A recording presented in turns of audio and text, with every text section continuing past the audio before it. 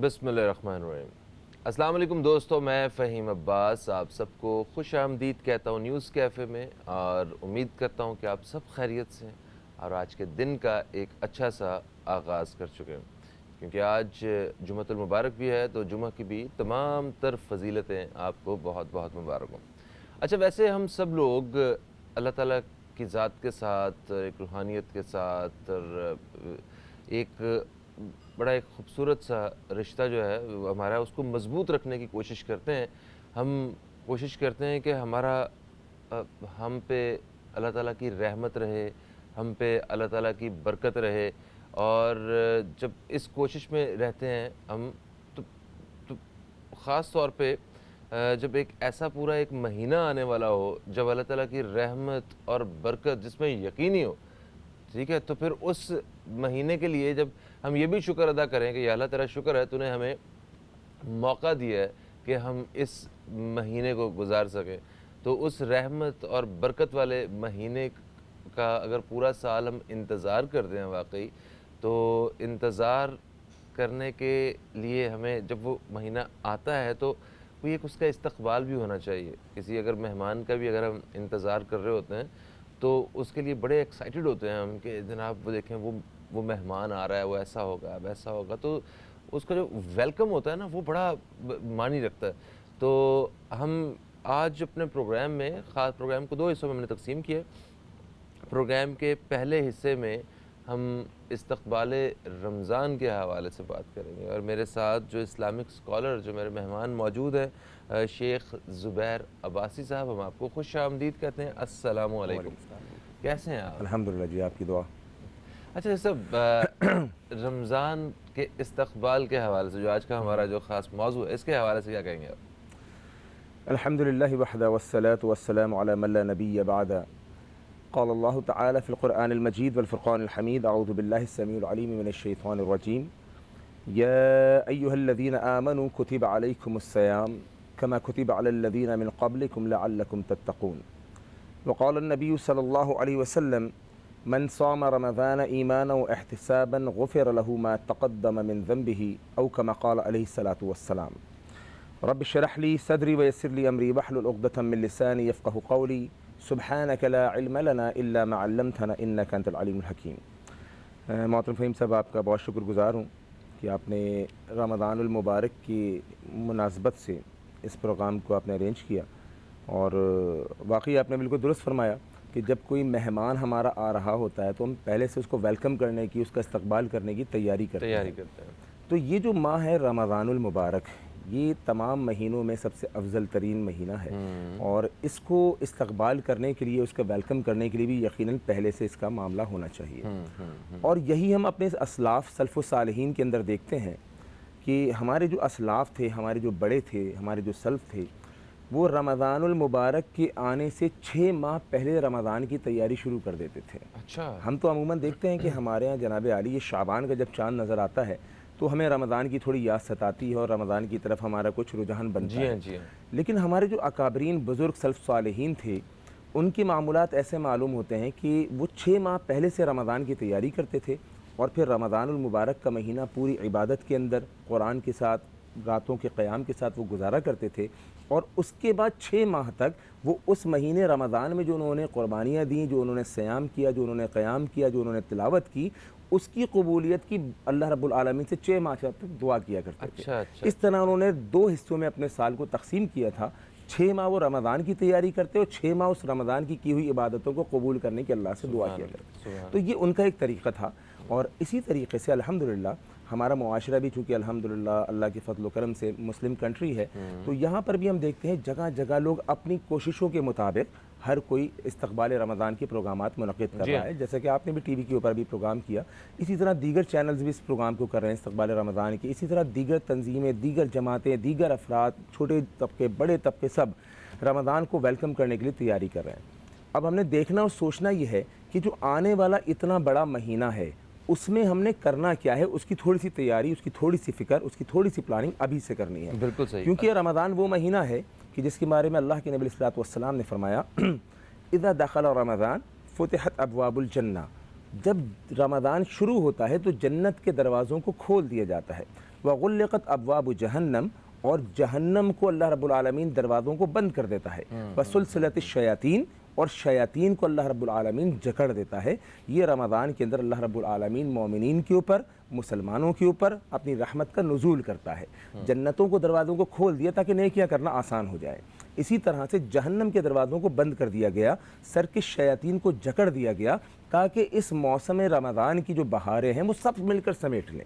بالکل صحیح۔ اچھا دیکھیں، رمضان کا مقصد جو ہے وہ ہر ایک کے نزدیک وہ کچھ اپنے اپنے طریقے سے رمضان کو منا رہا ہوتا ہے۔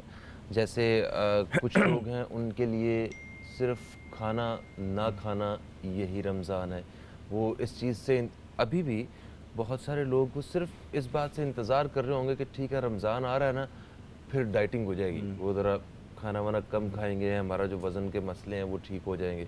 تو مطلب ہر ایک نے اپنے اپنے پوائنٹ، اب کچھ دکاندار کاروباری بزنس والے ہیں وہ اپنا وہ بزنس کہہ رہے ہیں مائنڈ سے کہ بار سوچتے ہیں۔ رمضان آ رہا ہے، یہی تو ہمارا سیزن ہے، اسی میں تو مزہ آنا ہے سارا، یہ فروٹ سبزیوں پھل والے جو ہیں یہ ان کے حساب سے، کپڑے والوں کے حساب سے الگ۔ تو دراصل رمضان رحمتوں اور برکتوں سے بھرا ہوا ایک ایسا مہینہ جس کا جو واقعی ایک ہم پوری سوسائٹی کے لیے رحمت بن کے آئے، ہر طبقہ اس سے روحانی طور پہ اس کا فائدہ اٹھا سکے، تو اس کے لیے کیا چیزیں ضروری ہو سکتی ہیں؟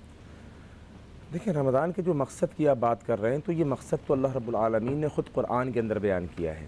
اللہ رب العالمین قرآن مجید کے اندر بیان فرماتا ہے، اعوذ باللہ من الشیطان الرجیم، یا ایہا الذین آمنوا، اے لوگو جو ایمان لائے ہو، کتب علیکم الصیام، تم پر روزوں کا رکھنا فرض کر دیا گیا ہے۔ یہ اللہ رب العالمین نے کتاب اللہ کے اندر، قرآن مجید کے اندر رمضان کے سیام کے روزوں کی فرضیت کا تذکرہ کیا ہے۔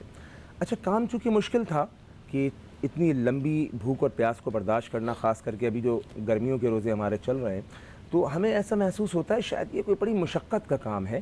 تو اللہ رب العالمین نے ہمیں ایک تسلی دی، کما کتب علی الذین من قبلکم، پریشان مت ہو، یہ روزے صرف تم پر فرض نہیں تھے، کما کتب علی الذین من قبلکم، تم سے پچھلی جتنی امتیں تھیں ان پر بھی روزوں کا رکھنا فرض کیا گیا تھا۔ اب آخر میں اللہ رب العالمین اس بات کا تذکرہ کر رہے ہیں جس کا سوال آپ نے مجھ سے کیا، اس روزوں کے رکھنے کا مقصد کیا ہے؟ آپ نے کہا کوئی ڈائٹنگ کے لیے کرتا ہے کہ صبح سے شام تک بھوکا رہوں گا تو میری ڈائٹنگ، کوئی کاروبار کے لیے کرتا ہے۔ تو لوگوں نے اپنے اپنے مقصد بنائے ہوئے ہیں۔ ہم کتاب اللہ سے اللہ رب العالمین سے پوچھتے ہیں، یا اللہ صبح سے شام تک میں بھوکا اور پیاسا رہتا ہوں، اس کا مقصد بھی تو ہوگا۔ فرمایا لعلکم تتقون، تاکہ تم پرہیزگار بن جاؤ۔ یہ جو روزہ ہے در حقیقت پرہیزگاری کا ایک لیسن دینے کے لیے آیا ہے۔ یہ روزہ جو ہے یہ انسان کی زندگی کو تبدیل کرنے کے لیے آیا ہے کہ رمضان کے ان 30 دنوں کے اندر کہ جس وقت اللہ رب العالمین کی رحمتیں عروج پر ہیں، اللہ رب العالمین کی رحمتوں کو تم سمیٹ رہے ہو، یہی مقصد ہے تمہارا یا کوئی اور مقصد ہے؟ ڈائٹنگ کا پلان کیا ہوا ہے، کیا ہے؟ اپنا کاروبار کو عروج دینا چاہتے ہو؟ حالانکہ تو رحمت و مغفرتوں کا مہینہ ہے، کاروبار سال کے 11 ماہ کیا جا سکتا ہے۔ ہم عموماً دیکھتے ہیں رمضان کی لیلۃ القدر جیسی عظیم ترین راتیں ہیں، انا انزلناہ فی لیلۃ القدر، لیلۃ القدر خیر من الف شہر، ہزار مہینوں سے بہتر رمضان کی یہ ایک رات ہے لیلۃ القدر کی۔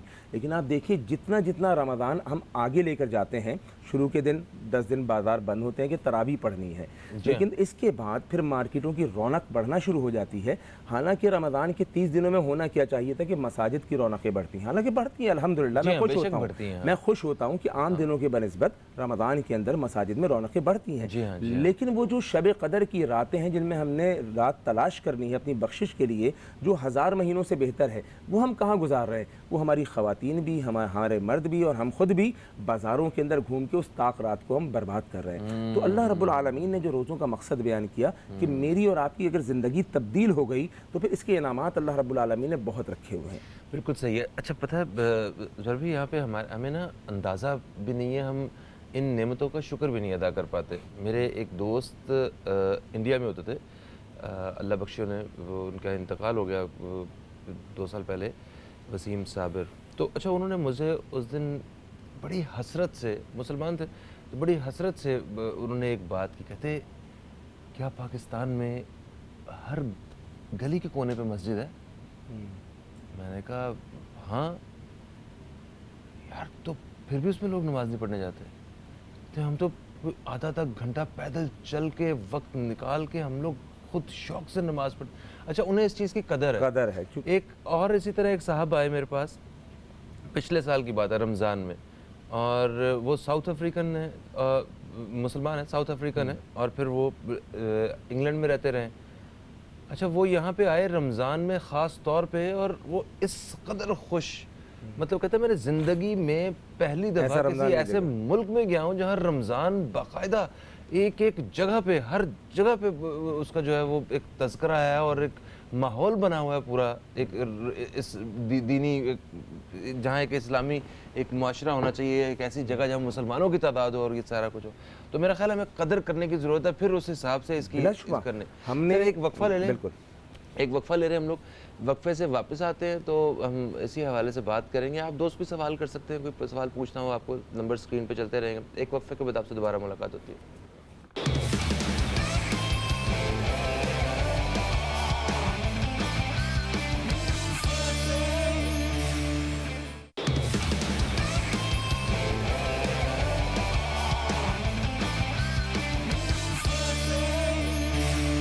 بیک آپ دیکھ رہے ہیں نیوز کیفے, میں ہوں فہیم عباس, اور میرے ساتھ موجود ہیں شیخ زبیر عباسی صاحب, جن سے ہم بات کر رہے ہیں استقبال رمضان کے حوالے سے. اچھا وقفے سے پہلے ہم بات کر رہے تھے کہ واقعی وہ سارے مسلمان جو کسی ایسے ملک میں رہتے ہیں جہاں پہ مائنورٹی میں, دنیا بھر میں مسلمان رہتے ہیں, کہیں عیسائی معاشرہ ہے, کہیں یہودی معاشرہ ہے, کہیں کوئی ہندو معاشرہ ہے, تو وہ لوگ جب ایسے رمضان کے مہینے میں پاکستان کا وزٹ کرتے ہیں, کبھی گزر ہوتا ہے, کبھی اتفاق ہوتا ہے, تو ان کو دیکھ کے پتہ چلتا ہے کہ قدر کیا ہے اس مہینے کی, یا ایک ایسی جگہ کی, ایک مذہبی جہاں ماحول بنا ہوا ہے وہاں پہ کیا قدر ہو سکتی ہے. اصل میں تو اس بارے میں یہی دیکھتا ہوں, صرف رمضان نہیں, رمضان سے ہٹ کر بھی میں دیکھتا ہوں, اللہ رب العالمین نے جو ملک ہم کو عطا کیا ہے پاکستان, یہ ہر لحاظ سے آپ دیکھیے اس کے اندر آپ کو کتنی آزادی عطا اللہ رب العالمین نے فرمائی ہے. مذہبی آزادی میں سمجھتا ہوں جتنی اللہ رب العالمین نے آپ کو اس ملک پاکستان میں عطا فرمائی ہے شاید اور کہیں نہیں ہے. اب ہم اپنے پڑوسی ملک میں دیکھیں یا دیگر جو کنٹریز ہیں ان کے اندر ہم دیکھیں, لوگوں کو پریشانی ہے, جیسے آپ نے کہا وہ آدھا گھنٹہ نماز کے لیے سفر طے کیا کرتا تھا. یہاں پاکستان کے اندر ہم کو ہر قدم پہ, ہر گلی کے اندر 2-3 مساجد ہم کو میسر ہیں. اس کے باوجود بھی ہمارے کچھ ایسے لوگ ہوتے ہیں جن کو ناشکری ہے. اللہ رب العالمین فرماتا ہے ناشکری کرو گے نعمتوں کو چھین لوں گا, شکر کرو گے نعمتوں کو بڑھا دوں گا. تو ہم خوش ہوں کہ الحمدللہ ہم ایک ایسے ملک میں ہیں جہاں پہ ہم کو ہر قسم کی مذہبی آزادی حاصل ہے. رمضان کا مہینہ آتا ہے, الگ سے ایک محسوس ہوتا ہے, پتہ چلتا ہے راتوں کی رونقیں بھی, دن کا صیام کا سما بھی, تو اس کو زیادہ سے زیادہ اویل کرنا چاہیے اپنے ملک کے اندر. صحیح. اچھا ایک اور چیز ہوتی ہے کہ میں بڑی میں جنرل سی باتیں کر رہا ہوں کہ جو کچھ بڑے خاص دینی سوال میں اس طرح کے نہیں آپ سے پوچھ رہا, میں جنرل بات کر رہا ہوں. جس طرح آج کل ایک فیس بک پہ, سوشل میڈیا پہ ایک ویڈیو میں نے دیکھی, ایک صاحب جو ملک سے باہر ہیں انہوں نے بنائی. انہوں نے کہا کہ مجھ سے کسی گورے نے پوچھا, نہیں میں رمضان کا ذکر کیا, تو اس نے پوچھا کیا کرتے ہیں آپ رمضان میں. اس نے کہا رمضان بہت امپورٹنٹ مہینہ ہے ہمارے لیے, ہم اس میں سارا دن کچھ نہیں کھاتے, ہم اس میں جھوٹ نہیں بولتے, ہم اس میں عبادت کرتے ہیں, نظریں نیچی رکھتے ہیں, اور ساری اس نے وہ ساری چیزیں گنوائیں. اس نے کہا واہ, دیکھا ہم تو پورا سال یہ کرتے ہیں, آپ تو صرف ایک مہینہ نہیں کرتے, بڑے ذکی ہو تم لوگ. تو ہم لوگ واقعی وہ ایک مہینہ بھی جو ہے وہ ٹکا کے ہم لوگ جو ہے وہ نہیں کر پاتے. بہت پوائنٹ کی بات آپ نے کی ہے, بہت پوائنٹ کی بات کی ہے. دیکھیں انہوں نے ہمارا کلچر لے لیا, ہماری جو ہماری اسلامی تعلیمات تھی نا وہ انہوں نے لے لی ہے. روح جو تھی وہ آپ کو اگر یاد ہو, ابھی پچھلا پروگرام ہم نے جہیز کی لعنت پہ کیا تھا, اس پہ میں نے کیا کہا تھا کہ ایک یہودی نے سلمان فارسی رضی اللہ تعالیٰ عنہ کے پاس آ کے ایکسیپٹ کیا کہ اے سلمان تمہارا نبی کیا خوب نبی ہے جس نے دین کی ایک ایک چیز کی تعلیم تم کو دی ہے. اور خود قرآن مجید کہتا ہے الیوم اکملت لکم دینکم واتممت علیکم نعمتی ورضیت لکم الاسلام دینا. اللہ رب العالمین نے دین تمام کر دیا. محمد رسول اللہ صلی اللہ علیہ وسلم کے ذریعے سے اللہ رب العالمین نے 12 ماہ گزارنے کے 24 گھنٹے گزارنے کا طریقہ کار, 365 دن گزارنے کا طریقہ کار اللہ رب العالمین نے ہم کو دے دیا ہے. اور یہ جو رمضان کی جو ٹریننگ ہے نا کہ روزہ رکھا ہے جھوٹ نہیں بولنا ہے, रोज़ा रखकर, यार तुम गीबत कर रहे हो, रोज़े का फ़ायदा क्या है? यार रोज़ा रखकर भी तुम झूठ बोल रहे हो, तुम्हारे रोज़े का फ़ायदा क्या है? तो दर हकीकत ये सिर्फ रोज़े में नहीं है झूठ बोलना मना, जैसे उसने कैसा लाजवाब कर दिया हमारे मुसलमान को कि तुम्हारे यहाँ सिर्फ एक माह मना है, हमारे यहाँ तो ये चीज़ें 12 माह के लिए मना है। धोखा नहीं देना है, झूठ नहीं बोलना है। असल में जो लअल्लकुम तत्तकून जो आपका पहला सवाल था कि इन रोज़ों का मकसद क्या है, ये इतने लंबा अरसा हम जो फास्टिंग में हैं, हम जो रोज़ा रख रहे हैं, भूख और प्यास, पानी सामने मौजूद नहीं पी रहा, कमरा बंद है, तन्हाई मैसर है, खाना मौजूद है नहीं खा रहा, ये कौन सी चीज़ मुझको रोक रही है? कमरा बंद है, मेरा रूम लॉक है, मेरे डोर्स जो है वो क्लोज हैं, मेरी विंडोज़ बंद है, मुझे कोई नहीं देख रहा, रूम के अंदर मेरा बेहतरीन फ्रिज मौजूद है, उसमें ठंडा पानी मौजूद है, लेकिन मैं वो पानी फ्रिज से निकाल कर नहीं पी रहा, हालांकि दोपहर के 2 और 3 बज रहे हैं, हलक कांटे सूख रहा है, मेरा भूख लग रही है, मुझे कौन सी चीज़ है जो उस खाने को बंद कमरे में रोक रहा है? नावा फ़हीम साहब मुझको देख रहे हैं ना, ज़ुबैर फ़हीम साहब को देख रहे हैं ना, फ़हीम साहब ज़ुबैर को देख रहे हैं, उसके बावजूद वो एक चीज़ है लअल्लकुम तत्तकून, वो जो तकवा है, परहेज़गारी है, तकवे का माना रुक जाना, परहेज़गार बन जाना, वो उसको अल्लाह का खौफ है जो रोक रहा है। तो ये खौफ रमज़ान के महीने, खौफ से भी वो मोहब्बत भी तो है। हाँ बिलाशुबा, अल्लाह की मोहब्बत अपनी जगह और अल्लाह का खौफ, दोनों देखिए, दोनों चीज़ें हैं ना, दोनों चीज़ें इसके अंदर शामिल है। ततजाफ़ा जुनूबुहुम अनिल मज़ाजी यदऊन रब्बहुम खौफन व तमअ। अल्लाह रब्बुल आलमीन फरमाते हैं, नबी अलैहिस्सलातु वस्सलाम के जो सहाबा और जो नेक लोग हैं, वो रातों को उठ कर अल्लाह रब्बुल आलमीन से खौफ और उम्मीद दोनों के साथ मांगते हैं। खौफ भी होता है और उम्मीद भी होती है, यानी खौफ भी है और खुशी भी है, खौफ भी है और यकीन भी है। तो यहाँ पर बंदा इस खौफ से और अल्लाह की मोहब्बत में दोनों के अंदर डूब कर कि मुझे कोई नहीं देख रहा, लेकिन बंद कमरे में अल्लाह रब्बुल आलमीन तो है जो अपने बारे में खुद कहता है, इन्नल्लाह अलीमुम बिज़ातिस सुदूर, मैं ये दिल के अंदर, अमल तू बाद में करता है, पहले तेरे दिल के अंदर ख्वाहिशात उठती हैं, उन ख्वाहिशात के उठने से भी मैं अल्लाह वाकिफ़ हूँ। तो ये रमज़ान का जो महीना है, ट्रेनिंग का महीना है कि इस महीने के अंदर तुम ट्रेनिंग कर लो कि पानी मैसर है, ठंडा पानी, चारों दरवाजे बंद हैं, कोई नहीं देख रहा, लेकिन तुम्हारा दिल कहता है अल्लाह देख रहा है।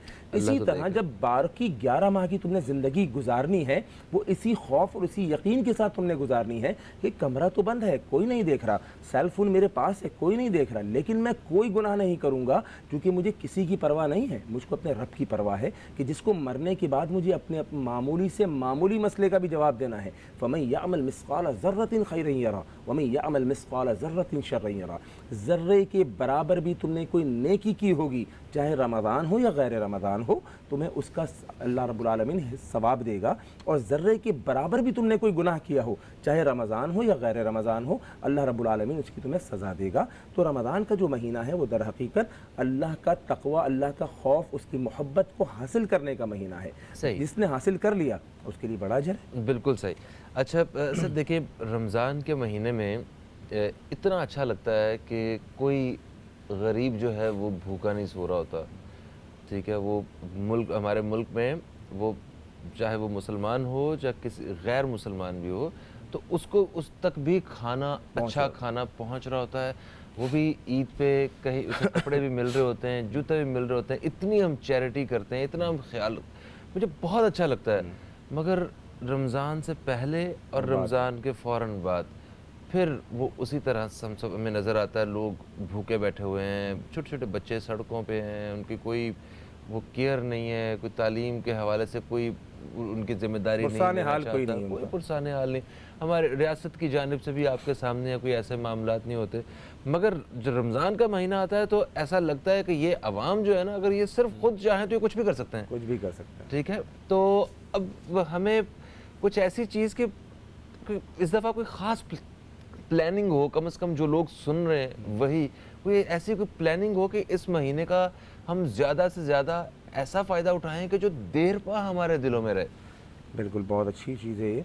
हर चीज़ की एक प्लानिंग होती है और प्लानिंग के साथ जो काम किया जाता है वो फिर कामयाबी की तरफ जाता है, और अगर कोई काम ऐसे ही कर लिया जाए तो फिर उसके नताइज भी ऐसे ही होते हैं। सही। तो कम से कम ये नाजरीन जो हमको देख रहे हैं और हमको सुन रहे हैं, ये कोई 2, 4, 5, 10 तो नहीं है, ये हज़ारों लाखों की तादाद में है। ऐसा ही है। तो इनको कम से कम ये पैगाम सुनना चाहिए जो बात अभी हम करने वाले हैं कि हमने क्या प्लानिंग करनी है। ये बहुत अहम तरीन नुक्ता है कि हमने ये रमज़ान ज़ाया नहीं करना।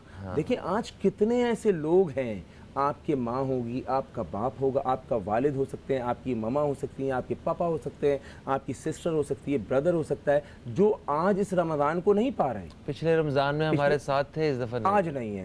تو دیکھیں جن کو یہ رمضان مل گیا، ایک حدیث آتی ہے اللہ کے نبی صلی اللہ علیہ وسلم کی، اس کا مفہوم میں مختصر بتا دیتا ہوں، وقت کم ہے کیونکہ ہمیں آگے بھی ایک بات کرنی ہے، لیکن میں یہ بتانا چاہ رہا ہوں یہ رمضان کتنے قیمتی ہیں.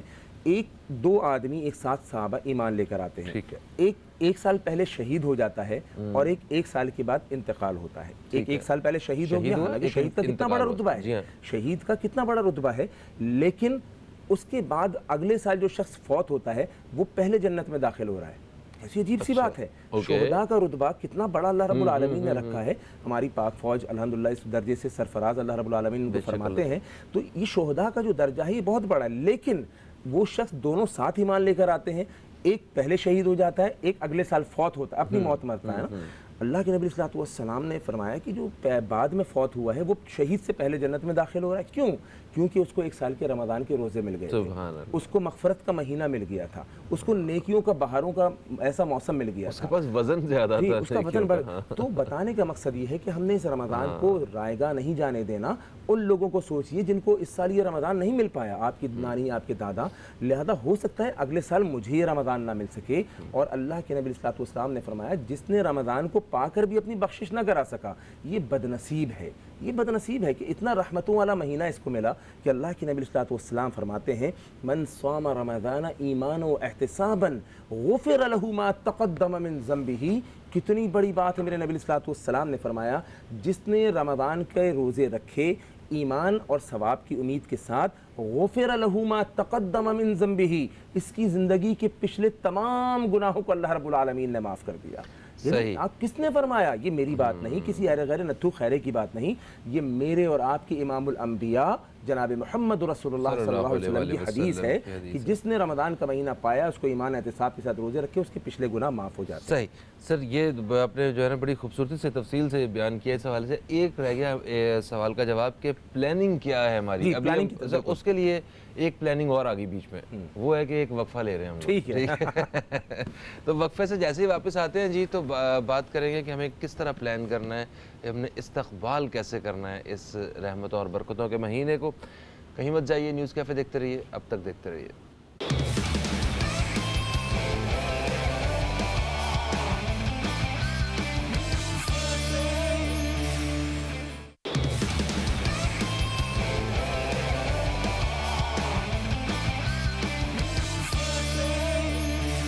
Welcome back. آپ دیکھ رہے ہیں نیوز کیفے. میں ہوں فہیم عباس، میرے ساتھ موجود ہیں شیخ زبیر عباسی صاحب، اور استقبال رمضان کے حوالے سے ہم بات کر رہے ہیں. ہم نے رمضان کی آمد سے پہلے اور رمضان کی آمد کے حوالے سے مختلف ہم نے پہلوؤں پہ بھی وقفے سے پہلے بات کی ہے، مگر ایک بات جو رہ گئی تھی جو میں چاہوں گا کہ وہ ذرا شیخ صاحب سے پوچھا جائے کہ پلاننگ، ہمیں پلان کیسے کرنا ہے اپنی. ہمارے لیے ایک دن بڑا خاص ہوتا ہے ہر انسان کے لیے جو ہم نے خود بنایا ہوا ہے، جس دن ہم پیدا ہوئے ہیں، تو اس دن کی بڑی پلاننگ ہوتی ہے ہماری، اس کا انتظار ہوتا ہے. وہ کتنے دن، 4 دن رہ گئے ہیں، ٹھیک ہے میں نے یہ کرنا ہے، کیک کاٹنا ہے، اس کے لیے یہ کروں گا، شام میں یہ ہوگا، فلانے دوست کو بلانا ہے، یہ کرنا ہے. ایک دن کی تیاری جس کا تعلق صرف ہم سے ہے، ایک مہینہ جس کا تعلق اللہ تعالیٰ سے ہے، اور وہ ایسا خاص ہے کہ اس دن واقعی کچھ مطلب اس مہینے میں کوئی رحمتیں، برکتیں اور فضیلتیں ساری ہوتی ہیں. تو اس کی تیاری جو ہے اس میں فرق ہونا چاہیے. بہت بڑا فرق ہے.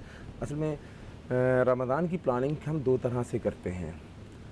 رمضان کی ایک پلاننگ تو ہم کرتے ہیں جناب عالی جو اتنی امپورٹنس نہیں رکھتی میری نظر میں، ہو سکتا ہے آپ سامعین کے نزدیک، آپ ناظرین کے نزدیک وہ رکھتی ہو زیادہ امپورٹنس، لیکن رمضان چونکہ ایک اسلامک مہینہ ہے اور اس کو جو ہے اس لیے اللہ رب العالمین نے ہماری طرف بھیجا کہ ہم اس کی رحمتوں کو بٹور لیں، اس کی مغفرتوں کو ہم بٹور لیں. اس لیے نہیں بھیجا جو ہم پلاننگ کر رہے ہیں. ہم کیا پلاننگ کرتے ہیں رمضان کے آنے پر کہ عید کے کپڑے بنانے ہیں. جی ہاں، یہ ہماری پلاننگ رمضان کو دیکھتے ہوئے یہ ہوتی ہے کہ عید کے کپڑے بنانے ہیں. ہماری پلاننگ رمضان کو دیکھتے ہوئے یہ ہوتی ہے کہ دسترخوان مغرب کے وقت زبردست قسم کا سجنا چاہیے، اس میں دنیا کی تمام نعمتیں ہونی چاہیے. ہماری پلاننگ یہاں تک محدود ہے. جی بیسن آ گیا، فلانی چیزیں آ گئی، وہ گھر رمضان کی الگ سے ایک لسٹ بنتی ہے، رمضان کی بننی چاہیے. اچھا اللہ رب العالمین نے آپ کو دیا بہترین قسم کا افطار کریں، اہتمام کریں، دوسروں کو بھی بلائیں، لیکن یہ پلاننگ میں شامل نہیں ہے. رمضان کی پلاننگ میں کیا شامل ہے، ترجیحات میں یہ شامل ہے. ہاں یہ آپ نے لفظ صحیح سر استعمال کیا. معافی چاہتا ہوں، یہاں سے شروع کرتے ہیں. ایک کالر ہمارے ساتھ ہولڈ پہ ہے، انہیں شامل کرتے ہیں. السلام علیکم جی، کون ہے ہمارے ساتھ؟ وعلیکم السلام جی، میرا نام طیبہ ہے، میں اسلام آباد سے بات کر رہی ہوں. سوری، آپ کا نام طیبہ ہے، آپ اسلام آباد سے بات کر رہی ہیں. طیبہ جی کیا پوچھنا چاہتی ہیں آپ؟ جی آپ کے محترم مہمان سے میں اعتکاف کے بارے میں پوچھنا چاہ رہی تھی کہ کیا پورا مہینہ اعتکاف بیٹھنا صحیح ہے، اور اگر نہیں صحیح تو پھر صحیح طریقہ کیا ہے، اگر بتا دیں پلیز. بہت شکریہ آپ کا. آپ پروگرام دیکھیے، ہم بات کرتے ہیں اس حوالے سے. Thank you. مجھے آواز تھوڑی کلیئر نہیں آئی آپ کو. ان کا ہے جی ہاں، ان کا کیا پورا مہینہ اعتکاف پہ بیٹھنا صحیح ہے؟ اگر یہ صحیح نہیں ہے تو پھر صحیح کیا ہے، کتنا اعتکاف؟ تو اس پہ بات کریں گے، وہ پلاننگ والی بات. ہاں پہلے پلاننگ کو ہم اپنے مکمل کر لیتے ہیں. تو جو اصل جو پلاننگ ہے وہ یہ ہے کہ رمضان رحمتوں اور مغفرتوں کا مہینہ ہے. ہماری مین جو اصل ترجیح ہونی چاہیے وہ اپنی بخشش کروا لینا. دیکھیں ہر عمل اللہ رب کے نبی صلی اللہ علیہ وسلم نے فرمایا کل عمل ابن آدم لہو، ہر عمل انسان کا اپنے لیے ہے الا الصیام، سوائے روزوں کے. فإنہ لی وأنا اجزی بہ، روزہ خاص میرے لیے ہے اور میں ہی اس کی جزا دوں گا. تو یہ عمل وہ ہے، روزہ دار کی جو عبادت ہے وہ ایسی عبادت ہے جو مخفی اور چھپی ہوئی عبادت ہے. میں نماز پڑھ رہا ہوں، پوری دنیا مجھ کو دیکھ رہی ہے نماز پڑھتے ہوئے، میں صدقہ خیرات کر رہا ہوں، میں بھی پاسبل میں چھپا کے دسترخوان پہ جا کے بکرا ذبح کر رہا ہوں تو 3-4 لوگ مجھ کو دیکھیں گے. میں روزے سے ہوں، میں صائم ہوں یا نہیں ہوں، میرا روزہ ہے یا نہیں ہے، یہ مجھے پتا یا میرے اللہ کو پتا ہے، آپ کو نہیں پتا. ایسا ہی ہے، ٹھیک ہے. تو یہ عبادت خاص اللہ کے لیے ہے اور اس کی اللہ رب العالمین آپ کو جزا دے گا. تو اس کی پلاننگز کے اندر یہ ہونا چاہیے کہ ہم نے رمضان اس طرح سے گزارنا ہے کہ اللہ رب العالمین ہم سے خوش ہو جائے. روزہ بھی میں رکھتا ہوں اور جھوٹ بھی میں بولتا ہوں تو یہ روزہ تو بیکار ہے. اللہ کے نبی صلی اللہ علیہ وسلم نے فرمایا کہ انسان جو روزہ رکھتا ہے اس روزے کے اندر وہ روزہ قبول ہے جو حدیث کا مفہوم میرے ذہن میں آ رہا ہے، کم من صائم لیس لہ من صیامہ، کتنے روزے دار ایسے ہوں گے جو روزہ رکھیں گے. بے روزہ خوروں کی بات نہیں ہو رہی ہے، وہ تو الگ ہی ایک معاملہ ہے. کتنے روزے دار ہوں گے کم من صائم لیس لہ من صیامہ، کہ ان کا روزہ ان کو فائدہ نہیں دے پائے گا. کیوں؟ انہوں نے جو روزے کی مقصد تھے اس کو حاصل نہیں کیا. وہ روزہ رکھ کر جھوٹ بھی بولتے تھے، وہ روزہ رکھ کر غیبت بھی کرتے تھے، روزہ رکھ کر چغل خوری بھی کرتے تھے، روزہ رکھ کر گالیاں بھی بکتے تھے. پورا دن روزہ جناب علی فلم ٹی وی دیکھ کر ان کا پاس ہو رہا ہے، گانے سن کے ان کا پاس، حالانکہ یہ کان، یہ آنکھ، یہ ناک، یہ سب کا روزہ ہے. اب آپ روزہ رکھے ہوئے ٹائم پاسنگ کے لیے آپ نے انڈین چینل لگایا، فلم میں آپ دیکھ رہے ہیں، تو یہ کون سا روزہ ہے؟ روزہ وہ ہے جو آپ کو گناہوں سے روک دے. روزہ وہ ہے جو اللہ کی بندگی، اللہ کی اطاعت کی طرف لے آئے، اللہ کی فرما برداری کی طرف لے آئے. اگر روزے سے پہلے بھی آپ نمازیں چھوڑتے تھے، روزہ رکھ کر بھی آپ پورا دن سو کر اپنا ٹائم پاس کر رہے ہیں کہ جناب علی میرا تو روزہ ہے اور روزے میں باہر گرمی ہے، اے سی میں رہوں گا، پورا دن سوؤں گا، ایسا روزہ اللہ رب العالمین کو نہیں چاہیے. ٹائم پاسنگ کے لیے آپ نے تاش کے پتے لگائے ہوئے، آپ نے جناب علی کوئی چینل لگایا، اس سے فلمیں آپ دیکھ رہے ہیں، گانے آپ سن رہے ہیں، ایسا روزہ اللہ رب العالمین کو درکار نہیں ہے. دیکھیں نماز پڑھنے جا رہے ہیں اور راستے میں لڑ رہے ہیں، افطار کا وقت ہے اور آپ گئے ہیں افطاری کا سامان لینے کے لیے، وہاں دیکھیں آپ کی نیت یہ بھی ہے کہ میں چلے کوئی اگر بیکاری آیا یا کوئی غریب آیا تو آپ نے اس کو بھی سموسہ وغیرہ لے دی. بالکل بالکل. مگر آپ لڑ بھی رہے ہیں، چیخ رہے ہیں ساتھ. روزے نے تعلیم کیا دی تھی؟ روزے نے تعلیم دی تھی رک جانا، صبر کرنا. صبر سکھایا تھا نا. کھانا پڑا ہوا ہے آپ نہیں کھا رہے، صبر ہے. ٹھنڈا پانی موجود ہے، حلق تر ہو رہا ہے، آپ نہیں پی رہے، صبر ہے. تو یہ صبر پوری زندگی پر اپلائی کرنا ہے، خالی کھانے پینے سے رک جانے کا نام صبر نہیں ہے. یعنی کہ آپ کو کسی پہ غصہ آ رہا ہے، آپ صبر نہیں کر رہے، یہ بھی صبر کرنا ہے. کیوں؟ یہ روزے نے آپ کو تعلیم دی ہے. اور عموماً آپ دیکھیے رمضان کے مہینوں میں لڑائی ہر جگہ آپ کو نظر آتی ہے. تو یہ روزہ تو پھر کیسا روزہ ہوا؟ ایسے روزے انسان کو نہیں بخشوائیں گے. وہ روزے انسان کو بخشوائیں گے جس میں لعلکم تتقون شامل ہوگا، کہ انسان پرہیزگار بن جائے، اس کی زندگی تبدیل ہو جائے. رمضان سے پہلے اگر وہ بے صبر تھا، رمضان میں صبر کرنے والا بن جائے. رمضان سے پہلے بے نمازی تھا، رمضان میں نمازی بن گیا، تو اس کی زندگی تبدیل ہو. روزہ دراصل تبدیلی کا نام ہے. اچھا، جب ہم خالی پیٹ ہوتے ہیں نا تو ایک طبیعت میں ایک بدلاؤ آتا ہے. وہ تھوڑا سا اس میں تھوڑی سی شدت سی ہوتی ہے. ہم چڑچڑے ہو جاتے ہیں، ہمیں آسانی سے وہ تھوڑی چیز جو بری ہوتی ہے ہمیں زیادہ بری لگ رہی ہوتی ہے. مطلب ایک ہم نا بڑے بدمزاجی ہو جاتی.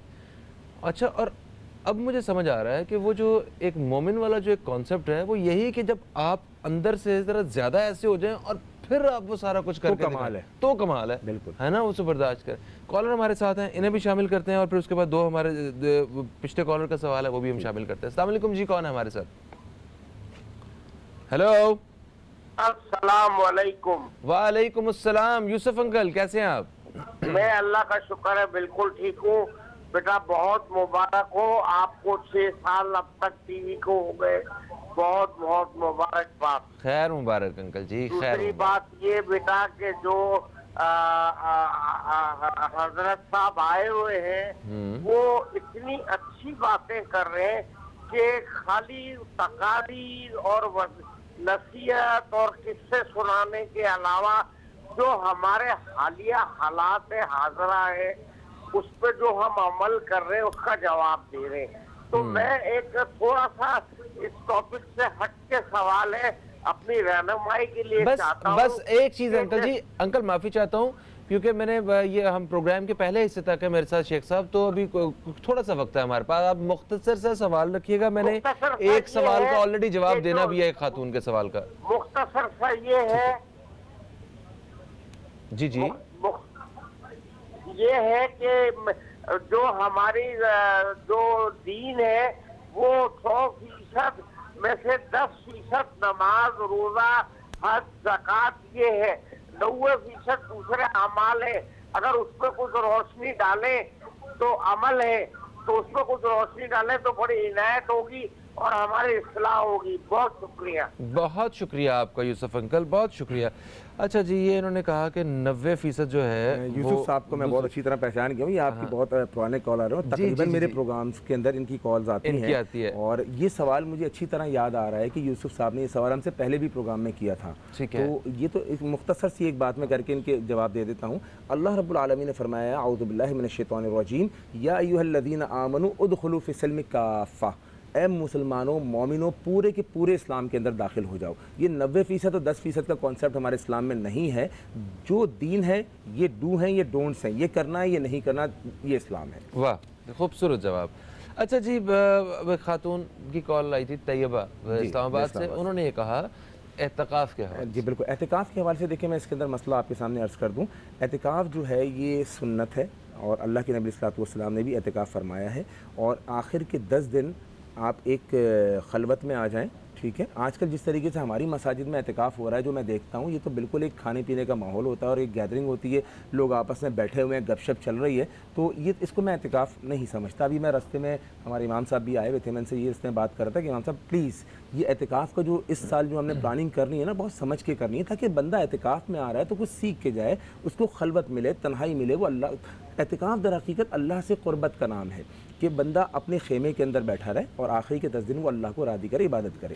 اب اس میں ایک اختلاف آتا ہے کہ بعض لوگ کہتے ہیں کہ عورتیں گھر میں اعتکاف کریں گی اور مرد مسجد میں اعتکاف کریں گے, جبکہ میری ناقص علم کے مطابق مرد ہو یا عورت ہو اس کا اعتکاف مسجد ہی میں ہے, جس کی احادیث کے اندر بہت سارے دلائل موجود ہیں. تو آخر کے 10 دن جو ہے نا وہ اعتکاف مسجد کے اندر کیا جائے گا, چاہے مرد ہو چاہے عورت ہو. اور اعتکاف کا مقصد یہ ہوگا, وہ گیدرنگ نہیں ہوگا کہ 10 اعتکاف کے لوگ بیٹھے ہوئے تو آپس میں بیٹھ کے حلقے جما رہے ہیں, نہیں, بلکہ ہر کسی نے اپنے اپنے خیمے کے اندر رہنا ہے اور وہاں پر رہ کر اللہ رب العالمین کی عبادت کرنی ہے. اس کا نام اعتکاف ہے. بالکل سے, بہت شکریہ شیخ صاحب, آپ تشریف لائے, ہمیں بڑی مفید معلومات حاصل ہوئی ہیں, اور انشاءاللہ تعالی ہم اعتکاف کے دنوں سے پہلے ایک اعتکاف کے حوالے سے پروگرام بھی جناب تفصیل سے کریں گے. اور بس اپنے آپ کو میرا خیال ہے ہمیں دیکھنے کی ضرورت ہے, غور سے اپنی شخصیت کو, اپنی جو مزاج ہے اس کو دیکھ لیتے ہیں ہم لوگ, تاکہ رمضان کے بعد ہمیں اس میں سے ایک بالکل بہتر اور مختلف اور اچھا انسان ہم نے نکالنا ہے. اس میں سے ایک وقفے کی طرف بڑھ رہے ہیں ہم لوگ, وقفے سے واپس آئیں گے تو ایک اور موضوع پہ بات کریں گے. ہمارے ساتھ کچھ اور مہمان بھی موجود ہوں گے, کہیں مت جائیے, نیوز کیفے دیکھتے رہیے, اب تک دیکھتے رہیے.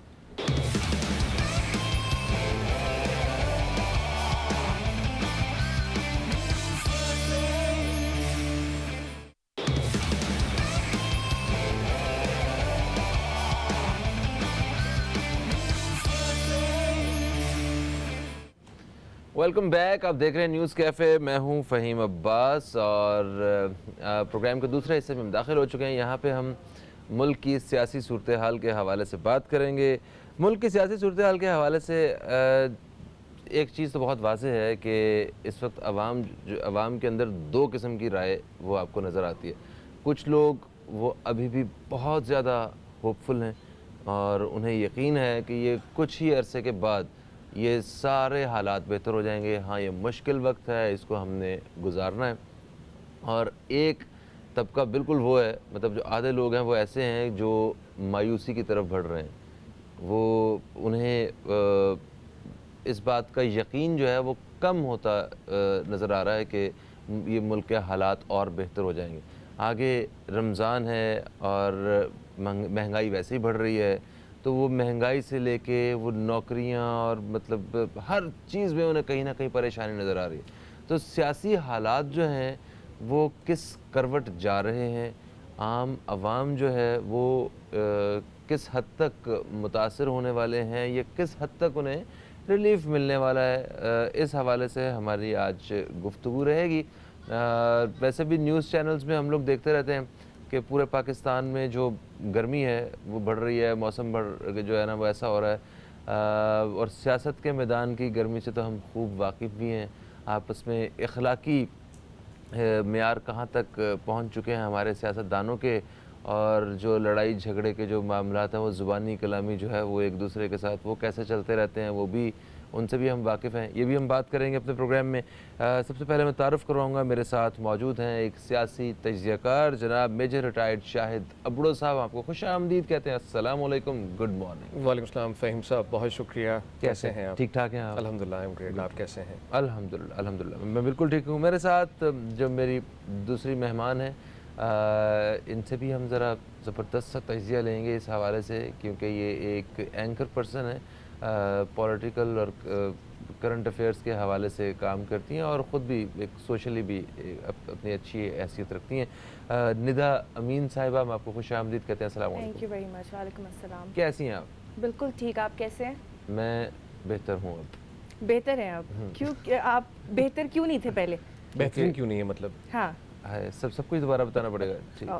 وہ صبح اٹھنے کے بعد جو ہے نا وہ جیسے جیسے وقت گزرتا جاتا ہے نا تو آنکھیں کھلتی جاتی ہیں. اچھا, میں نے کہا شاید آپ بھی بڑھتی ہوئی مہنگائی کو دیکھ کر شاید مایوس ہیں. ہاں, میں بھی تھوڑا سا مایوس نہیں, مایوسی تو ویسے گناہ ہے, مگر میں فکر مند ضرور ہوں کہ یہ ابھی کیا ہوگا آگے اور کس طرح جو ہے نا وہ حالات, کیونکہ شاید صاحب یہی ہمارا گفتگو یہاں سے ہم شروع بھی کریں گے کہ ہم کس طرف جا رہے ہیں, اور کیا واقعی یہ وہ صحیح وقت آ چکا ہے کہ ہم عوام جو ہیں وہ اب سوال جو ہے وہ کرنا شروع ہو جائیں, یا ایک فکر کرنا شروع ہو جائیں.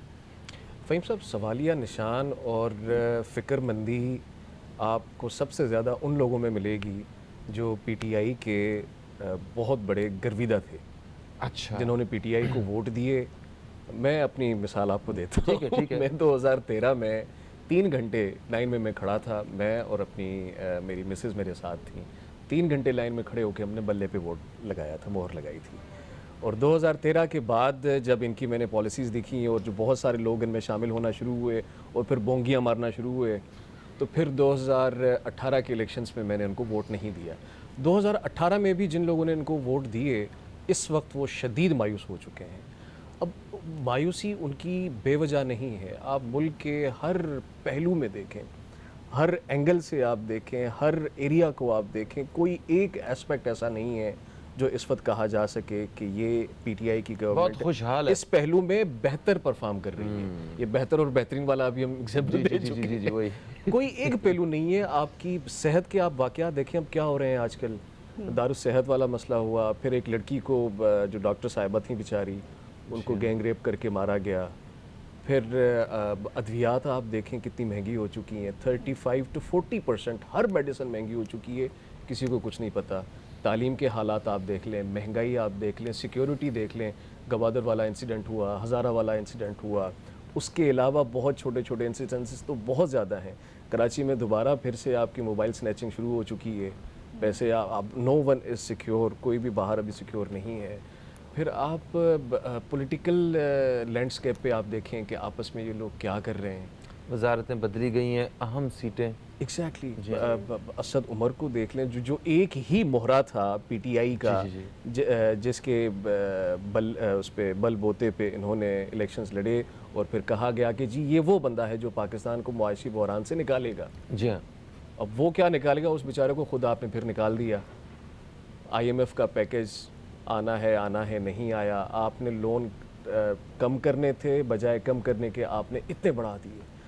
تو مایوسی ہر پہلو میں ظاہر ہے سر. اور نمایاں ہے. دیکھیں کرپشن کے خاتمے کے لیے کام کیا جا رہا ہے اور اس میں ٹھیک ہے بڑے بڑے انہوں نے جو بڑے بڑے عہدوں والی جو شخصیات تھیں ان کو انہوں نے کویسچن کیا ہے, انہوں نے پکڑا ہے, ان پہ کیس وغیرہ ہو رہے ہیں, مگر سرکاری دفاتر میں اور جہاں جس کا عوام سے ڈائریکٹ واسطہ ہے وہاں تو آج بھی کرپشن رشوت سارا اسی طرح کا اسی طرح ہے. آپ کہاں فہیم صاحب جب انسان کو بیماری ہوتی ہے نا تو اس کو پورا ڈائگنوسس ہوتا ہے, اس بیماری کا جاننا ضروری ہوتا ہے کہ اس میں بیماری کیا ہے. اب مجھے دانت کا درد ہے اور آپ مجھے دے رہے ہیں پین کلر, لیکن یہ معلوم نہیں کر رہے کہ دانت کا درد مجھے ہے کیوں, کیا ہوا ہے, میرے مسوڑوں میں کوئی کیڑا آ گیا ہے, کیا وجہ ہے. کرپشن کے لیے آپ بڑے بڑے بندوں کو پکڑ رہے ہیں ٹھیک ہے, لیکن کرپشن کی پرابلمز اور کرپشن کی وجوہات تو جانیں آپ کہ کرپشن ہو کیوں رہی ہے, بجائے اس کے کہ آپ انسٹیٹیوشنز کو اسٹرانگ کریں اور آٹونومس باڈیز بنائیں, چیک اینڈ بیلنسز بنائیں اور گراس روٹ سے آپ شروع کریں. 4-5 بندوں کو آپ نے پکڑ لیا اور وہ بھی to be very honest political level پہ ہو رہا ہے. صحیح. جی آپ کیا رائے رکھتی ہیں اس حوالے سے ندا؟ دیکھیے موجودہ سیاسی صورتحال کے حوالے سے تو میں یہی بولوں گی کہ ہمارے سامنے بھی ہے, عوام بھی دیکھ رہی ہے کہ آئے دن سندھ اسمبلی میں کیا تماشا ہو رہا ہے, نیشنل اسمبلی میں کیا تماشا ہو رہا ہے. عوام کا ٹیکس کا پیسہ عوامی مسائل حل کرنے کے لیے ہوتا ہے, عوامی ایشوز حل کرنے کے لیے ہوتا ہے, اور یہ جو مچھلی مارکیٹ بنی ہے وہ سب دیکھ رہے ہیں. آئے دن ہم دیکھتے ہیں کہ کبھی کوئی اسپیکر سندھ اسمبلی آغا سے راج دورانی صاحب سے الجھ پڑتا ہے, کبھی کچھ ہوتا ہے کبھی کچھ ہوتا ہے. کبھی ہم دیکھ رہے ہیں ابھی ریسنٹلی کلثوم چانڈیو صاحبہ نے وہ ہیڈ فون اٹھا کے دے مارا, اگلے دن جمال صدیقی صاحب ہیلمٹ پہن کے آ گئے. تو یہ تماشا جس طرح کا چل رہا ہے اس طرح سے تو نرسری کے بچے بھی نہیں کرتے.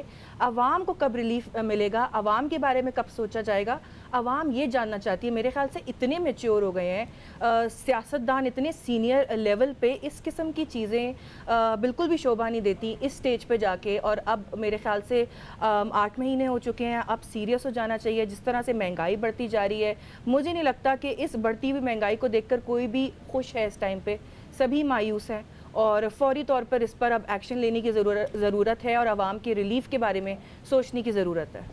بالکل صحیح ہے جناب. ایک چھوٹا سا وقفہ ہے, وہ وقفہ لے کے آتے ہیں تو ذرا مزید بات کرتے ہیں اس حوالے سے کہ کیونکہ مایوسی تو ہم نے آنے نہیں دینی ہے, مایوسی تو غلط بات ہے. تو ایکچولی جو پازیٹیو سائیڈ ہے, ہمیں جہاں سے کوئی بہتری نظر آ رہی ہے یا کچھ ہو سکتی ہے, کچھ ایسی چیز جس سے کوئی فائدہ اٹھایا جا سکتا ہے, اس بارے میں بات کریں گے. کہیں مت جائیے, نیوز کیفے دیکھتے رہیے, اب تک دیکھتے رہیے.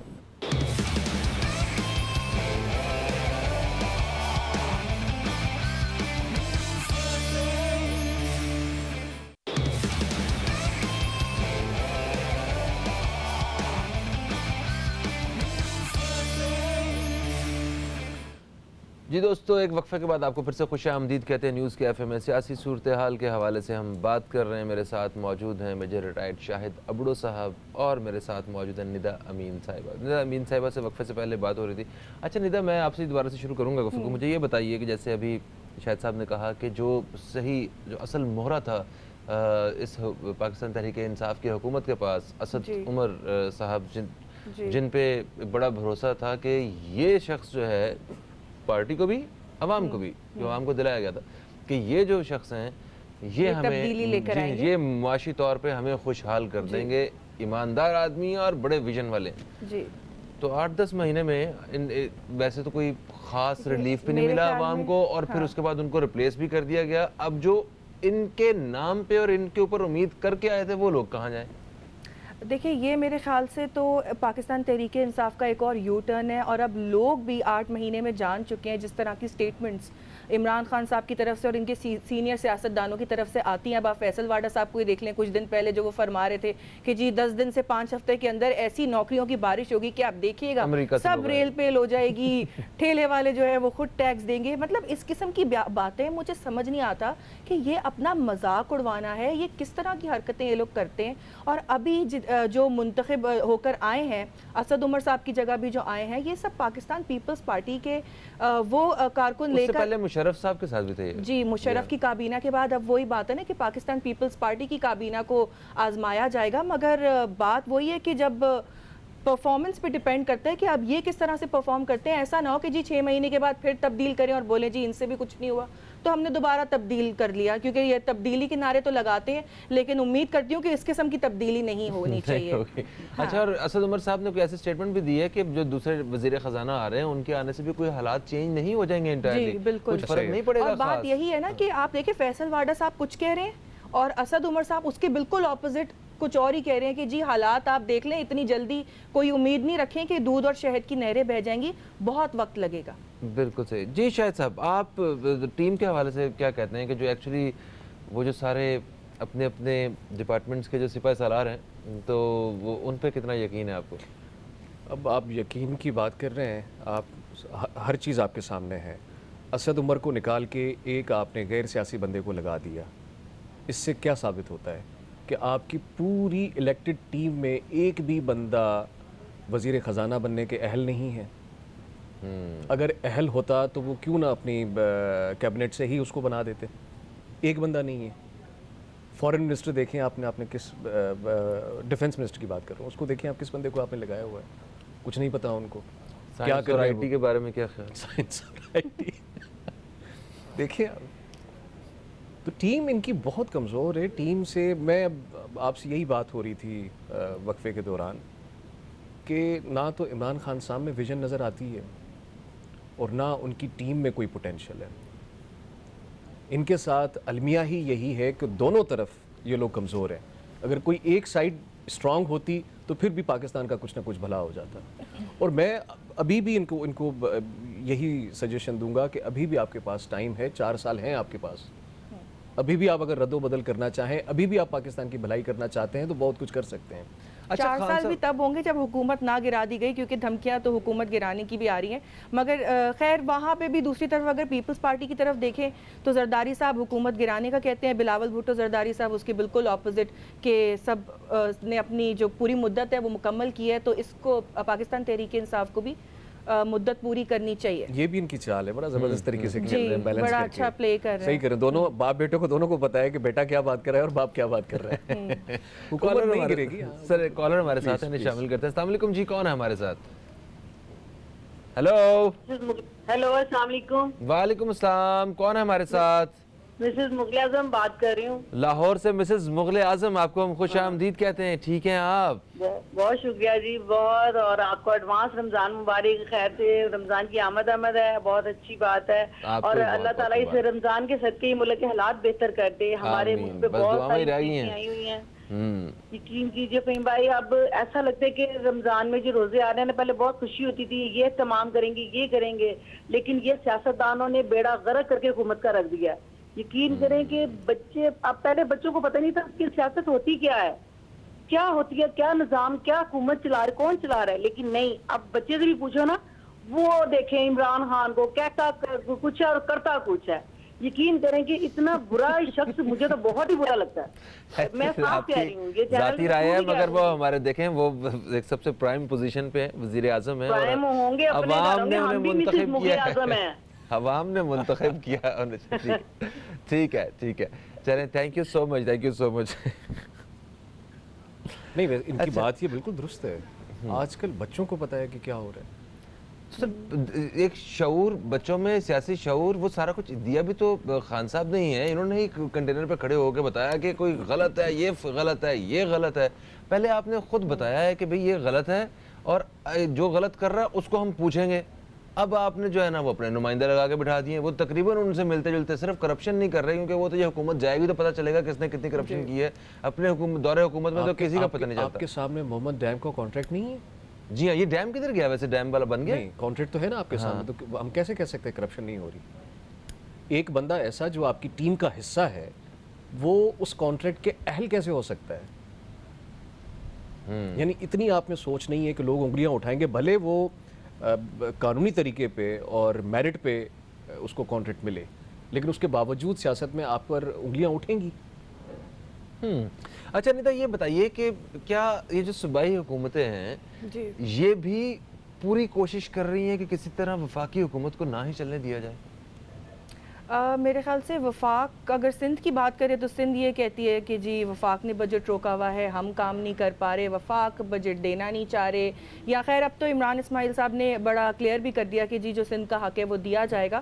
بٹ یہ کہ پرفارمنس کی اگر بات کریں تو میرے خیال سے اب عمل درآمد کا ٹائم آ چکا ہے، اور جتنے بھی جو بڑی بڑی سٹیٹمنٹس تھیں وہ دے چکے ہیں ایک ٹائم پہ. اب میرے خیال سے اب وہ حالات سموتھ ہیں سارے، بالکل اب وہ ٹائم ہے کہ اب جو ہے نا یہ نعرے ختم ہوں اور عمل درآمد شروع ہو جائے. صحیح. ایک وقفہ ہے جی، وقفے سے واپس آتے ہیں تو مزید بات کرتے ہیں، اور آپ دوستوں کے سوالات اور کالز بھی شامل کریں گے اپنے پروگرام میں. کہیں مت جائیے، نیوز کیفے دیکھتے رہیے، اب تک دیکھتے رہیے.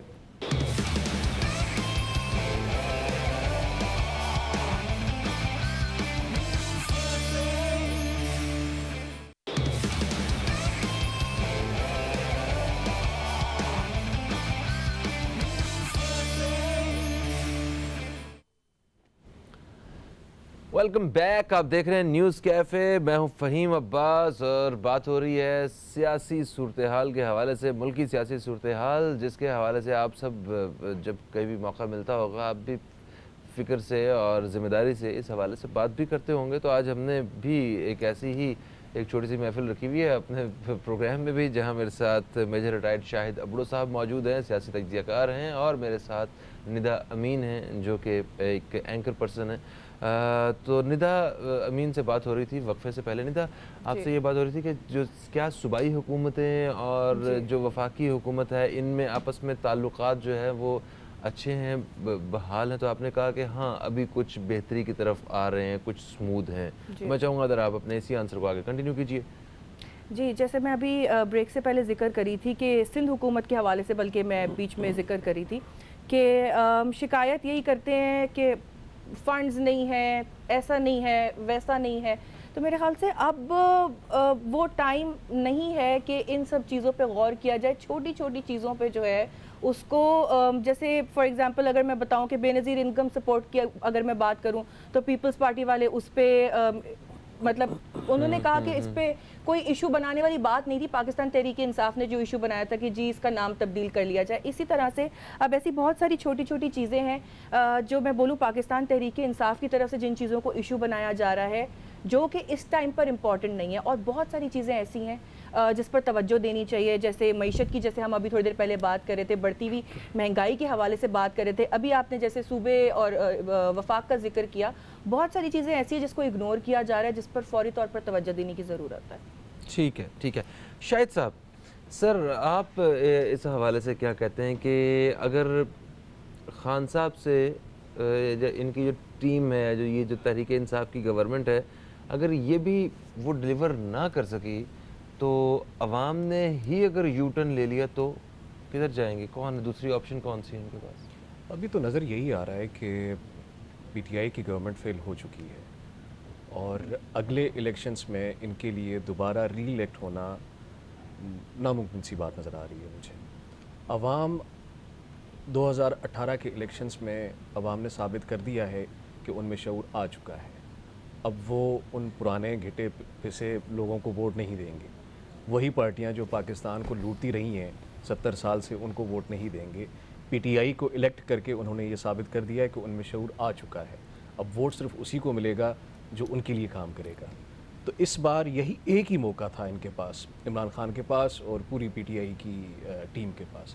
ایک ہی اوپننگ بیٹنگ تھی ان کی، وہ فلاپ ہو چکی ہے. تو 100 دن کی بات انہوں نے کی تھی. 100 دن تو بہت 100 دن ہو گئے، گزر گئے. 3 مہینے کا ٹائم فریم دیا تھا اور یہ انہوں نے خود ٹائم فریم دیا. پھر یہ خود بولتے ہیں کہ جی ابھی ہمیں آئے ہوئے ٹائم ہی کتنا ہوا ہے، آپ لوگ اتنا ہمیں جج کر رہے ہیں اور آپ ہمارا کمپیریزن کر رہے ہیں وہ ان پارٹی سے جو اتنے سال حکومت کر چکی ہو. تو آپ کو اتنا ٹال کلیمز کرنے کا کہا کس نے تھا؟ آپ لوگوں نے خود کیے ٹال کلیمز. اب آپ لوگ خود چیخ رہے ہیں. آپ لوگوں نے خود امیدیں دی عوام کو اور ایسی امیدیں دیں کہ عوام نے کہا کہ بس یہی وہ لوگ ہیں جو ہمیں چاہیے. 70 سال سے آپ ہی لوگوں کا ہم انتظار کر رہے تھے اور اللہ اللہ کر کے ابھی آئے ہیں آپ. 1 کروڑ نوکریاں تھیں جو آنی تھیں، وہ 1 کروڑ بے روزگار، 1 کروڑ خاندان، ہاں وہ 50 لاکھ گھروں والے خاندان الگ. وہ تو کس قدر امیدیں لگا کے بیٹھے ہوئے ہیں. ابھی جو اس کی پالیسی آئی ہے 50 لاکھ گھر کن لوگوں کو ملیں گے، وہ آپ نے پڑھی ہوں گی؟ نہیں، میں نے نہیں پڑھی ابھی. کہ وہ ملیں گے کن لوگوں کو؟ بیوہ ہو، شہید ہو، اور کوئی سرکاری ملازم اتنا گریٹ ہو, کچھ 4-5 اس میں پوائنٹس ہیں, تو اس میں 80% غریب لوگ تو نکل گئے ویسے ہی وہ کیٹیگرائز کرنے سے. جی, اور پھر آپ نے 20,000 روپے پر منتھ دینا ہے. اب وہ بندہ جس کی ٹوٹل تنخواہ 20,000 ہے پورے مہینے کی, وہ تو نہیں رہ سکتا اس گھر میں. کالر ہمارے ساتھ ہیں, شامل کرتے ہیں. السلام علیکم جی, کون ہے ہمارے ساتھ؟ السلام علیکم فہیم, کیسے ہیں؟ خرم جمال بول رہا ہوں. خرم جمال صاحب, میں ٹھیک ٹھاک ہوں, آپ بتائیں آپ کیسے ہیں؟ میں ٹھیک ہوں بھائی. میرا تجربہ یہ ہے, ابھی ان کی جو تعریفیں جو عمران خان کی کر رہے ہیں, عمران خان کی اپنی سوچ اپنی جگہ, لیکن یہ دیکھیں کہ اس میں وہ لوگ بیٹھے ہوئے ہیں اس وقت ان کی کابینہ میں 9 لوگ وہ بیٹھے ہوئے ہیں جو پیپلز پارٹی اور نون لیگ نے جنہیں یہ چور کہتے رہے. اب جب آپ انہیں چوروں کو لے کے آئے ہیں, اپنے ساتھ بٹھالا ہوا ہے, تو آپ چور سے کیا امید رکھتے ہیں کہ وہ چوکیداری کرے گا؟ کیا اس ملک میں سیاسی صورتحال یہ ہے کہ ایک غریب آدمی الیکشن لڑ سکتا ہے؟ جو 2 کروڑ 3 کروڑ 5 کروڑ روپے خرچ کر کے آئے گا تو وہ تو بزنس کر رہا ہے نا بھائی, سیاست کو. انہوں نے گراؤنڈ بنایا ہوا ہے انہوں نے کھیلنے کا, اور اس میں جیت تو جوا کھیل رہے ہیں سب. یہ سیاست ہو ہی نہیں رہی ہے پورے ملک میں, کہیں سیاست نہیں. مجھے دکھا دے کس جگہ سیاست ہے. سندھ کا تو ماشاءاللہ بہت ہی برا حال ہے کہ ڈکیتیاں دوبارہ بڑھ گئی ہیں. جو کوشش کر کے جو رینجرز نے قابو کیا تھا, وہ تھانے بکنے کی وجہ سے وہ دوبارہ وہیں آ گئے. ایماندار افسر کہاں بیٹھا ہوا ہے؟ جب تک آپ کے تھانے نہیں بکیں گے, آپ کی چوریاں نہیں رکیں گی, آپ کی ڈکیتیاں نہیں رکیں گی. یہ مسئلہ یہ اوپن سیکرٹ ہے کہ 25 لاکھ سے 1 کروڑ کا تھانہ بکتا ہے. تو جب وہ ایس ایچ او جب جائے گا تو وہ کیا کرے گا؟ جو کرائم بند ہے وہ بھی کھلوائے گا. بالکل صحیح. تو خرم صاحب کچھ اور بات کہنا چاہتے ہیں, کوئی سوال کرنا چاہتے ہیں؟ سوال یہی ہے جو یہ جو لوگ یہ ان لوگوں سے کہ بھائی خدا کے واسطے یہ جو انہوں نے اپنے ساتھ گد بٹھالے ہوئے ہیں 8-10 جو بھی ان کی کابینہ میں لوگ ہیں, ان گدوں سے جان چھڑائیں. پاکستان میں ٹیلنٹ کی کمی نہیں ہے, بہت لوگ قابل لوگ پڑے ہوئے ہیں. ڈاکٹر عطاء الرحمان جیسے بیٹھے ہوئے ہیں اور بہت سارے ایسے ہیں. ٹھیک ہے, بہت شکریہ خرم صاحب, بہت شکریہ. ایک وقفے کا وقت جو ہے وہ پھر سے آن پہنچا ہے جناب, تو وقفے سے واپس آتے ہیں. تو خرم جمال صاحب ہمارے جو کالر تھے, انہوں نے جو بات کی ہے, ان کی بات کو آگے بڑھائیں گے. کہیں مت جائیے, نیوز کیفے دیکھتے رہیے, اب تک دیکھتے رہیے.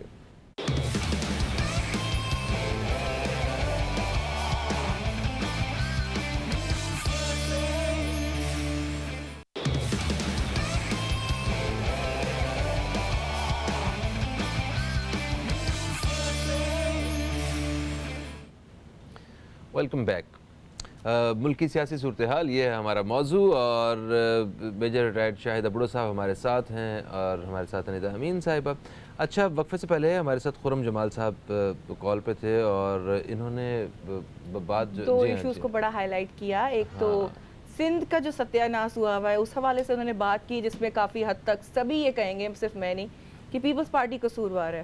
دوسرا انہوں نے وفاقی کابینہ کی تبدیلی کی بات کی, جو ہم بریک سے پہلے بھی کر رہے تھے, کہ یہ انہی لوگوں کو لے کر آئے ہیں جن کو یہ خود کہہ رہے تھے کہ جی چور ہیں, کرپٹڈ ہے, بقول پاکستان تحریک انصاف کے. چلو ہم نہیں کہہ رہے, بقول ان کے یہ وہ لوگ ہیں جو کرپٹڈ ہیں.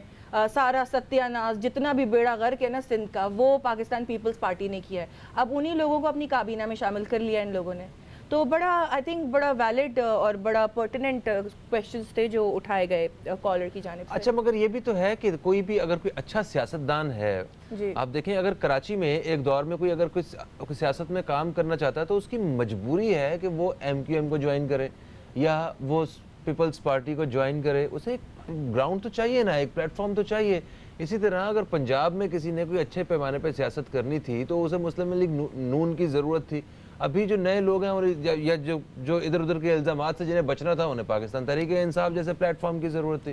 تو سیاستدان کے لیے پارٹی تو ایسا تو نہیں ہو سکتا کہ اگر کسی پارٹی کو ہم نے غلط کہہ دیا, یا کسی ایک جماعت نے اگر دوسری جماعت کو غلط کہہ دیا ہے, تو اس میں کوئی اچھا انسان نہیں ہو سکتا, کوئی ایسا پولیٹیشین نہیں ہو سکتا جو کہ ملک کے لیے, ملک و قوم کے لیے اچھا نہ کر سکے.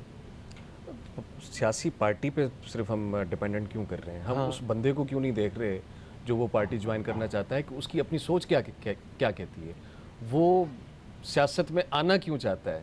کیا اس کا مقصد بزنس کرنا ہے, یا اس کا مقصد عوام کے لیے کوئی خدمت کرنی ہے؟ تو یہاں پہ تو تقریباً 99% لوگ, 99 کیا 100% سیاستدان بزنس کرنے آتے ہیں. خاندانی سیاستدان ہے جو خاندانی نہیں ہیں سر, جو ابھی پی ٹی آئی میں تو بہت سارے نئے لوگ بھی آئے ہیں, تو ان کے خاندانہ کے سیاست میں ان کو دیکھ لیں آپ کہ انہوں نے کیا سیاست کی ہے ابھی پاکستان کو, کیا بھلا دے دیا, کیا عوام کو ریلیف دے دیا, انہوں نے کچھ نہیں کیا. تو ان کا مقصد, ان کی سوچ ہی ڈیفرنٹ ہے فہیم صاحب. جب تک ان کی نیت میں صفائی نہیں آئے گی, جب تک ان کی نیت میں پاکیزگی نہیں آئے گی, تب تک وہ عوام کو کیا فائدہ پہنچائیں گے. ایک اور کالر ہمارے ساتھ ہے, ابھی شامل کریں گے. السلام علیکم جی, کون ہے ہمارے ساتھ؟ وعلیکم السلام. سحر بات کر رہی ہوں کراچی سے. سحر صاحب, آپ کو ہم خوش آمدید کہتے ہیں. کیسی ہیں, کیا پوچھنا چاہتی ہیں, کیا کہیں گی؟ جی شکریہ. میں یہ کہنا چاہتی ہوں کہ ہمیں جب پی ٹی آئی آئی ہے, عمران خان آئے ہیں, تو ہمیں بڑی امیدیں تھیں. شاید میں تو ان کی نہ سپورٹر ہوں نہ ووٹر ہوں, لیکن ہمیں پھر بھی یہ تھا کہ چلو عمران خان آئے ہیں, کچھ اچھا کریں گے. لیکن پہلی بات تو یہ کہ عمران خان نے اپنی پارٹی میں سارے پرانے اور سارے کرپٹ لوگ رکھے ہوئے ہیں, سب کو پتہ ہے یہ. اور دوسرے یہ کہ عمران خان کو تھوڑا سا لحاظ کرنا چاہیے. جو برائیاں اپنے ملک کے لوگوں میں ہیں وہ کم از کم باہر جا کے تو نہیں کرنا چاہیے. ایران میں جا کے انہوں نے کیا بیان دیا ہے, دیکھیں انہیں اس طرح کی باتیں نہیں کرنی چاہیے. لوگ ہمارے ملک کے متعلق, ہمارے لوگوں کے متعلق کیا سوچیں گے؟ بالکل غلط. انہوں نے دہشت گردی اور یہ سب کرپٹ لوگوں کے خلاف جو کر رہے ہیں, سب کو پتہ ہے کہ ہے کرپٹ لوگ ہیں, آپ کر رہے ہیں, پکڑ رہے ہیں, لیکن کم از کم باہر ملک میں بیٹھ کے ایسی باتیں نہیں کرنی چاہیے انہیں. ٹھیک ہے, بہت ان کا اچھا وہ تھا, لیکن انہوں نے سارے اپنی پارٹی میں کرپٹ لوگ رکھے ہوئے ہیں سارے. دیکھیں پتہ ہے آپ کو, اعظم خواتی ہو گئے, فردوس عاشق آوان ہو گئی, اور عبداللہ علیم خان ہو گئے, سارے سب ایسے ہی ہیں. ہمیں بڑا امید تھی کہ کچھ اچھا نیا کریں گے. ٹھیک ہے, thank you so much, thank you so much sir صاحبہ, تھینک یو سو مچ. جناب یہ علیم خان صاحب کی کابینہ میں واپسی کے حوالے سے انہوں نے ذکر کیا, اور دوسرا یہ جو ایران والی بات ہے, اس میں شیریں مزاری صاحبہ نے بھی کہا کہ جی سلپ آف ٹنگ تھا اور ہو جاتا ہے. دیکھیں بات سنیں, یہ تو سلپ آف ٹنگ ہی تھا. ایک انسان جس نے پوری دنیا گھومی ہے, آپ اسے ایک چکر دو چکر لگائے ہوتے ہیں, آپ کو پتا ہوتا ہے کہ جرمنی اور جاپان جو ہے اکٹھے نہیں ہو سکتے. وہ تو جاپان کا سلپ آف ٹنگ تھا. تو جو انہوں نے یہ کہا کہ پاکستان کی زمین استعمال ہوتی رہی ہے ایران میں دہشت گردی کے لیے, اس کو بھی آپ سلپ آف ٹنگ کہیں گے؟ اس کو آپ پوچھ سکتے ہیں, مگر وہ یہ جاپان جرمنی والا, یہ اس کو مطلب چھوٹی چھوٹی چیزوں کے اوپر اتنا ایشو تو نہیں. کس بات کو سلپ آف ٹنگ کہیں گے؟ ان خاتون جو ابھی کالر تھی, انہوں نے کیا زبردست بات کی ہے کہ ہر جگہ پاکستان کو آپ رسوا کر رہے ہیں. جہاں پہ بھی آپ جا رہے ہیں آپ برائیاں کر رہے ہیں کہ پاکستان میں اتنے کرپٹ لوگ, پاکستان کے ساتھ یہ ہوا, پاکستان کے ساتھ بلا ہوا. اس کا رزلٹ یہ ہے کہ کوئی بھی غیر ملکی آ کے پاکستان میں پیسہ لگانے کا سوچ بھی نہیں رہا اس وقت. جو ہے نا, اگر آپ کے پاس ماضی کا رونا رو رہے ہیں بھیا, آپ بتائیے کہ آپ کیا کریں گے, آپ کی کیا پالیسیز ہیں, آپ کے کیا ایجنڈاز ہیں, آپ نے کیا اسٹریٹجیز بنائی ہوئی ہیں, اور ابھی آپ کس طرح ملک کو فائدہ دے سکتے ہیں, کس طرح آپ دوسروں کو ریلیف دے سکتے ہیں. کچھ بھی نہیں ہے, بجائے اس کے آپ رونا رو رہے ہیں, برائیاں کر رہے ہیں پاکستان کی. تو اس سے پاکستان کی بھلائی نہیں ہو رہی, برائی ہو رہی ہے. ٹھیک ہے, اچھا چلیں, ہم اس چیز کو تو جانتے ہیں کہ جو اقتدار میں نہیں ہوتا اسے سارے مسائل کا حل پتہ ہوتا ہے. ٹھیک ہے, جس طرح ان لوگوں کو بھی پتا تھا آنے سے پہلے, بڑی پلاننگ, بڑا ویژن تھا. ابھی جن کو دھکے مار کے اتارا ہے عوام نے, ان کو بھی سارا کچھ پتا ہے. ابھی ان سے بات کر کے دیکھ لیں, پیپلز پارٹی کو بھی پتا ہے. جب اقتدار میں نہیں ہوتے تو سب سے اچھے وہ جج ہوتے ہیں, سب سے اچھے پلانر ہوتے ہیں. تو کرکٹ میں بھی اگر جو کھیل رہا ہوتا ہے, آپ کو خود بلہ نہیں پکڑنا آتا, مگر یار اسے یہ نہیں کھیلنا چاہیے تھا یہاں پہ, ایسے یہ ادھر سے آگے بڑھ کے کھیل. تو جب آپ خود گراؤنڈ میں اترتے ہیں تو پتہ چلتا ہے. تو میرا خیال ہے کہ یہ گراؤنڈ میں اترے ہوئے ہیں, تو ان سے ہمیں بہتری کی توقع رکھنی چاہیے. دیکھیے اپوزیشن کا کام بھی تو یہی ہے نا, اور کس لیے کیا کریں گے, تنقید نہیں کریں گے تو. لیکن میرے خیال سے بہت زیادہ ہی تنقید ہو گئی ہے, اور بہت ایکسٹرا چلا گیا اب یہ معاملہ. بالکل صحیح ہے. ہمارا جناب آج سب سے پہلے تو آپ کا شکریہ ادا کرتا ہوں, آپ دونوں مہمانوں کا آپ تشریف لائے, ہماری ایک اچھی چٹ چیٹ رہی سب کی. ہمارا مقصد جو ہے آج کے شو کا صرف یہی تھا کہ جو عوام کی رائے ہے وہ آپ تک پیش کی جائے, اور جو کچھ چیزیں ہیں جو باقی ٹھیک نہیں ہو رہی ہیں انہیں ٹھیک کرنے کی کوشش کی جائے حکومت کی جانب سے, کیونکہ عوام کو ان دی اینڈ ریلیف چاہیے, عوام اپنی خوشحالی چاہتی ہے, اور اگر آپ اسے دے سکتے ہیں تو پلیز اس کے لیے کچھ کام کیجیے. Thank you so much programme دیکھنے کا. آپ دوستوں سے انشاءاللہ پیر کے روز پھر ملاقات ہوگی. تب تک کے لیے خدا حافظ. پاکستان زندہ باد.